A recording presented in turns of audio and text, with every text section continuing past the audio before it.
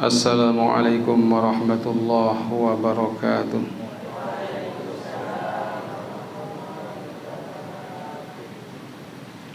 Alhamdulillahi rabbil alamin. Wassalatu wassalamu ala asrafil anbiya'i wal mursalin Muhammad wa ala alihi wa sahbihi ajma'in. Amma ba'd. Kita bersyukur kepada Allah Subhanahu wa ta'ala yang pada pagi hari ini kita mengawali kegiatan hidup dengan taat kepada Allah, melaksanakan perintahnya, sholat subuh berjamaah, di samping kita melaksanakan suatu ibadah besar, yaitu puasa Ramadan yang sudah mendapatkan insyaallah 18 atau 19 hari ini. Shalawat serta salam Allah semoga tetap terlimpahkan kepada junjungan kita Nabi besar Muhammad sallallahu alaihi wasallam. Jamaah yang dirahmati Allah, kajian Riyadhus Shalihin masih ada pada tataran atau pasal masalah sabar.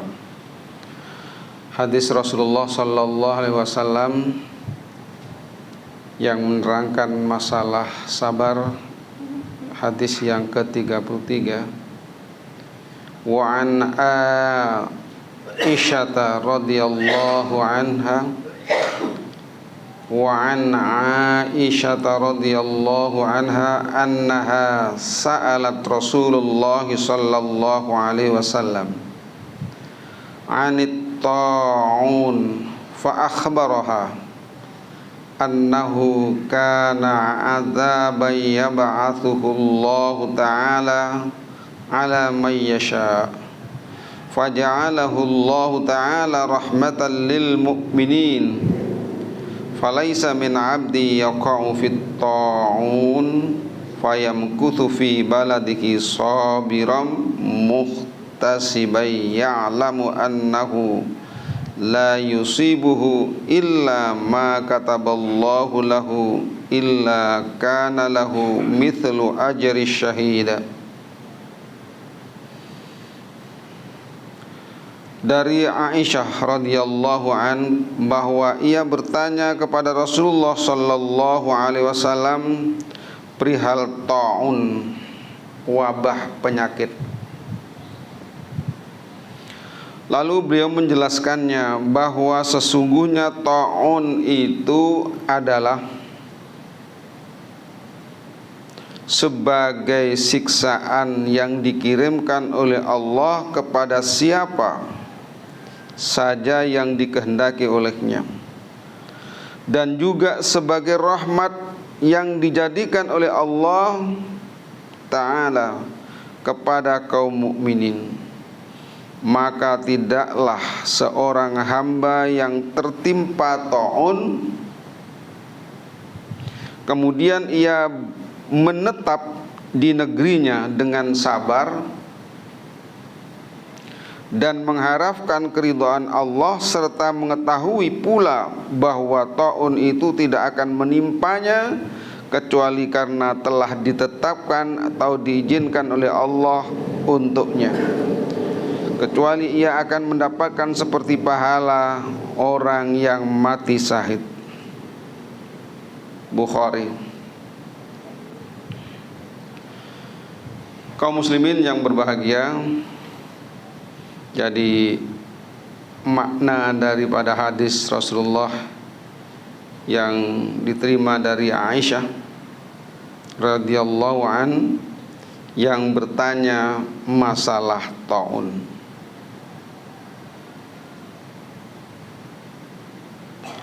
Lalu dia menjelaskan bahwa sesungguhnya ta'un itu adalah sebagai siksaan yang dikirimkan oleh Allah kepada siapa saja yang dia kehendaki olehnya, dan juga sebagai rahmat yang dijadikan oleh Allah Ta'ala kepada kaum mukminin. Ini menjelaskan kepada kita yang pertama bahwa penyakit taun itu ada sejak dulu. Sejak zaman Rasulullah sallallahu alaihi wasallam ada penyakit taun.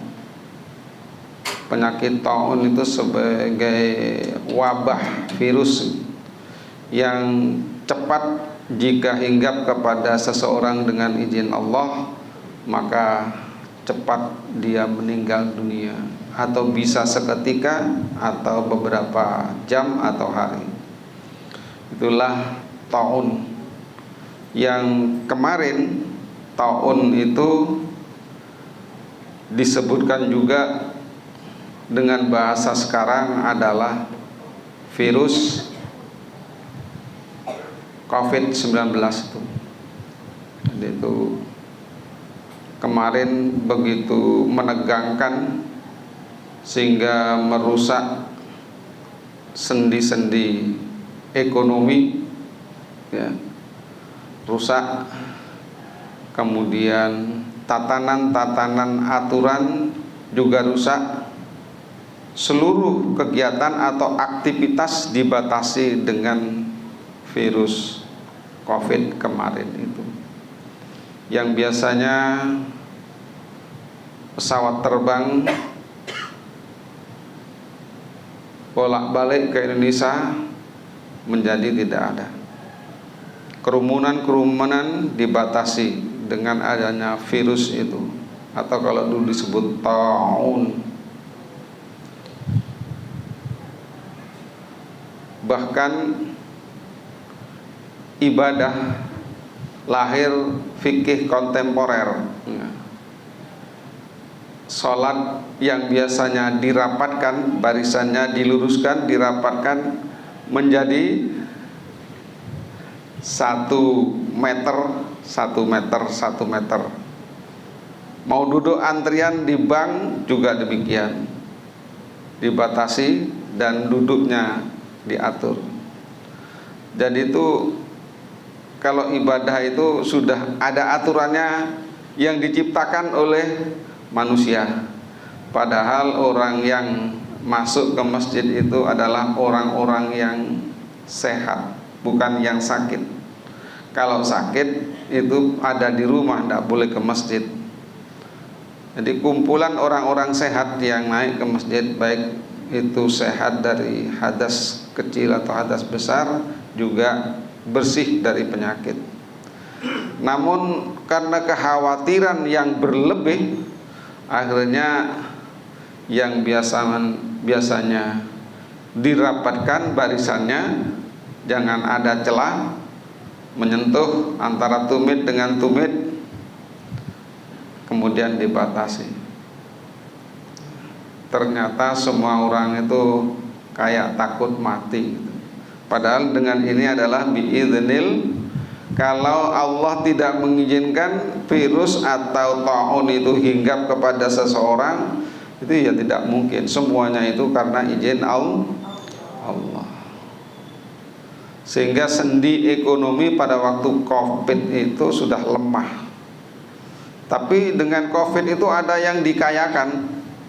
Jadi orang-orang yang berdagang masalah suntikan itu, vaksin yang didatangkan dari luar, cepat kaya orang-orang atas itu. Dibuatlah aturan vaksin, disuruh vaksin 1 sampai 3, sehingga di kereta api, di pesawat terbang dan lain sebagainya itu dibatasi harus pakai vaksin. Itu karena ketakutan yang luar biasa untuk menjaga masyarakat supaya tidak terjangkit virus itu.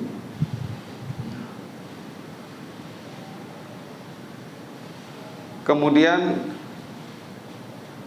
akidah juga dirusak. Akidah atau tauhid bisa rusak.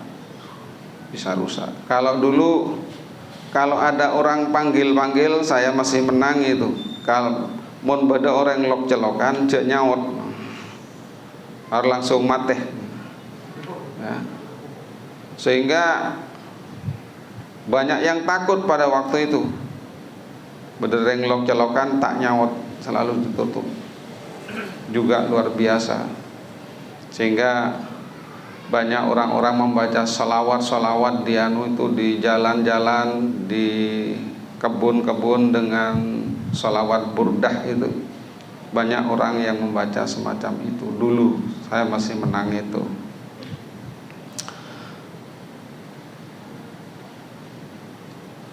Jamaah yang dirahmati Allah, ternyata bahwa apapun yang terjadi, virus atau apa yang menjangkit kepada manusia, yang banyak ribuan menyerang kepada kita, itu adalah kita harus sabar. Nah, ini nyampe kepada sabar itu. Bahkan sampai takut dan sampai bertengkar kalau saudaranya ada yang meninggal dunia, yang biasanya disolati. Nah, sekarang ada fikih COVID itu. Jadi mayatnya tetap di dalam mobil, kemudian disolatkan di tempat halamannya itu. Ya, itu sampai semacam itu. Nah, kalau orang yang beriman, insya Allah tauhidnya akan akan kokoh tetap dengan menjalankan atau dengan memiliki watak sabar. Karena dia tahu bahwa semua itu adalah wabah, itu yang memegang, yang memerintah itu dan yang mengirimkan itu Allah. Saya kirimkan ke Wodgaleh wabah COVID misalnya taun, tapi hinggapnya itu dengan izin Allah. Tidak sembarang orang yang dihinggapi, tapi dia hinggap karena ada izin Allah. Kalau tidak diizinkan tidak hinggap. Bahkan ada orang sakit bertahun-tahun kemudian ada COVID tidak hinggap, ya tetap hidup masih ya. Kita tahu itu, mungkin punya sahabat atau saudara sakit abid lah, beda COVID tak kayak sakit segi beres moro ada omor mak lopot kok tiah itu lopot katanya. Kemudian tetangganya meninggal, dia tetap bertahan. Lopot poleng kok mata antar kok, padahal kok sakit ngari teh abid. Bila COVID antar kangkoknya ngarep. COVID itu ada yang sengocol Allah. Semerintah entar desa, entar kebungkus ada dua beruk roh. Nyaman ria. Ya hinggap, kalau tidak ya enggak. Maka kita tidak boleh lari atau keluar dari suatu negeri itu karena takut. Nanti di negeri yang kita hinggapi ada lagi taun atau penyakit, lari lagi. Karena lari itu akan membawa masyarakat semakin bingung dan tidak terhinggapi. Kita tahu bahwa penyakit itu adalah merupakan yang pertama siksaan bagi orang-orang yang dikehendaki oleh Allah. Yang kedua, penyakit yang dikirim oleh Allah itu dijadikan suatu rahmat.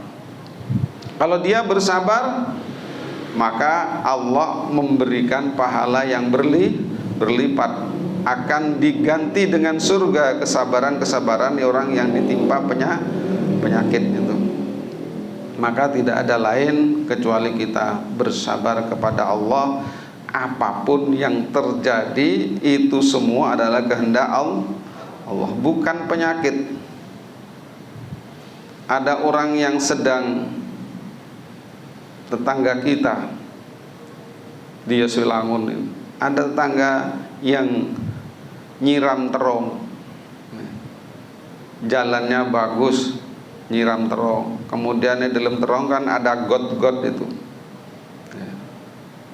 kemudian sambil membawa airnya aleng kagot tebrusok akhirnya patah kakinya, ya, patah kakinya,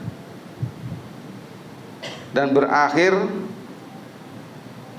pada kematian atau kesembuhan karena obat. Maka semua yang terjadi dengan tiba-tiba yang tidak bisa diprediksi oleh akal manusia, itu kita tidak mengetahui. Maka yang terjadi kita harus sabar, sabar dan sabar. Kita pun tidak tahu yang ada di dalam masjid ini apa yang akan terjadi setelah pulang, apa yang terjadi ketika di rumah dan besok, itu semuanya tidak tahu. Maka tetaplah kita menjadi orang yang sabar. Itu harus dimiliki jiwa yang sabar itu. Semoga Allah selalu menolong kita dan memberikan hidayah kita tetap menjadi dan memiliki sifat sabar. Assalamualaikum warahmatullahi wabarakatuh.